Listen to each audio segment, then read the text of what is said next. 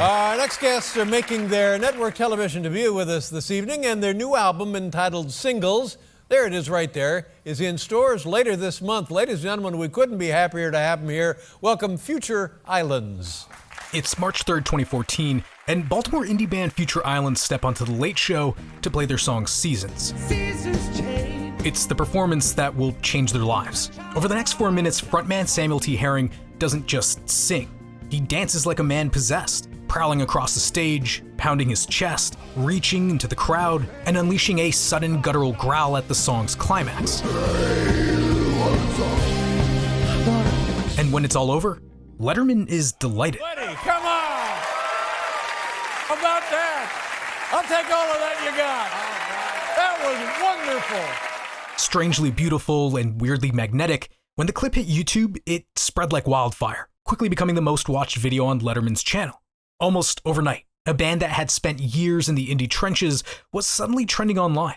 Today, it's remembered as one of late night's all-time great performances, and maybe the last of its kind. One of the last times a network TV stage could introduce millions to their next favorite band, just before the portals that made moments like this began to disappear. For decades, late night and broadcast TV acted as cultural portals. Small stages with national reach. It's where we saw some of the most legendary breakthroughs in music. The Beatles made television history in 1964, drawing roughly 73 million viewers to The Ed Sullivan Show. That was almost 40% of the country at the time. In 1972, Bowie performed Starman on the Top of the Pops, effectively launching him into stardom. In 1993, Nirvana's acoustic MTV Unplugged set became one of the defining musical moments of the decade. Even in 2011, Adele's stripped-down Brits performance sent Someone Like You straight to number one. Never mind, I'll find someone like you. That was the monoculture. Millions of people watching the same show at the same time, discovering the same artist together. That's just not how things are anymore.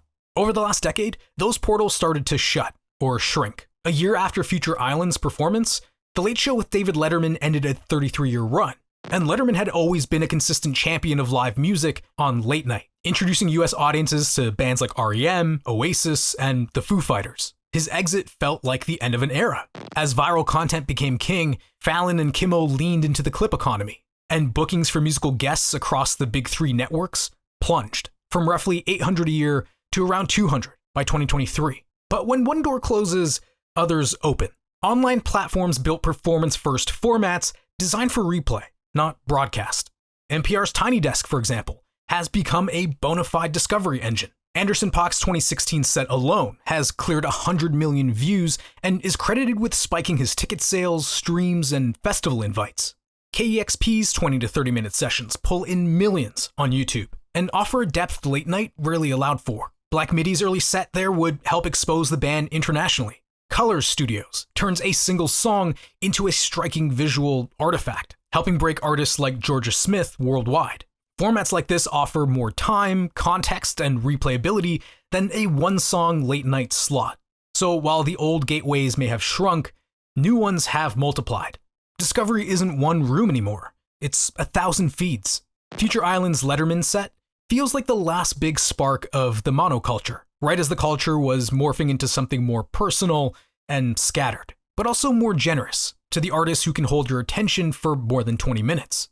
Future Islands may have looked like an overnight sensation in 2014, but in reality, they had spent close to a decade in the shadows owning their craft.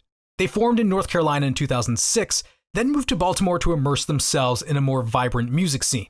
Before Letterman, they'd already released 3 studio albums and played hundreds of shows in clubs, dive bars, and basements across the country. They toured relentlessly in a small van, crashing on couches and cramped hotel rooms. The classic indie grind. Their live show was their secret weapon. Sam Herring gave everything to every performance, doing his now famous dips and lunges, chest slaps, often drenched in sweat and sometimes in tears.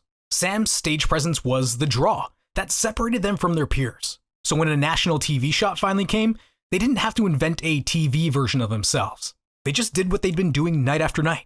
Only this time, Millions were watching. You know, we were at a galvanized moment of the band where we knew exactly who we were. We knew what we were trying to do. We felt like we were making the best music that we had made at that point. We earned an opportunity, but also were given an opportunity to showcase what we did, and we took it. 2014 was a sweet spot where broadcast reach met internet speed.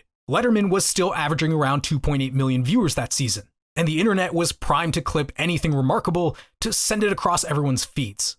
And that's exactly what happened. The week after it aired, the YouTube upload blew past 1 million views and had been reposted everywhere. Pitchfork, Stereogum, Reddit, even Coldplay retweeted it. Their track seasons kept gathering momentum on streaming, and the tour suddenly saw a rise in sold-out dates. The Letterman set had turned Future Islands into a viral YouTube hit. And Seasons didn't just spike. It went on to be named the #1 song of 2014 by Pitchfork, NME, Spin, and Consequence. It was proof that the performance wasn't just a fluke, so much as a spotlight on a great song arriving at the right time. The memification of it all did sting at first, but Sam Herring has since been pretty clear-eyed about its impact. I mean, that performance has been polarizing. I mean, some people think it is a joke. They're like, what the hell is going on? And that's good, you know, it's fine, you know, like art should be polarizing at its best. And draw people in different directions. If you love what we do, then please come and be a part of an experience. Come to a show, and if you see that video and you say, what the hell is this? Please don't come. Now you know it's not for you, and that's fine. A decade on, if an unknown band plays on TV, fewer people are watching live, and our feeds are noisier than ever. In 2014, the balance was just right. Future Islands walked through the portal at the perfect moment, a career high that also feels like a swan song for a certain kind of shared discovery. 10 years after that TV debut, I finally caught Future Islands at Osheaga, Montreal. I've wanted to see them ever since the Letterman performance dropped. Somehow I just kept missing them. And there was Sam Herring, wild, sensual, weird, beautiful, dancing exactly as he did on Letterman, only closer and unfiltered. What stunned people in 2014 is still at the core of who they are on stage in 2025. So no, we don't gather around one screen anymore. The monoculture fractured into 1,000 feeds, but the right performance still travels. From a festival stage to YouTube to a clip in your feed, seasons change. Portals come and go, but the honest thing endures. Give it to people as it should be, with the passion and sincerity that art's supposed to be about. So what's it like being on stage playing alongside this guy anyway, night after night? It's fun. It's very fun. You learn when to kind of get out of the way so he doesn't punch you in the face.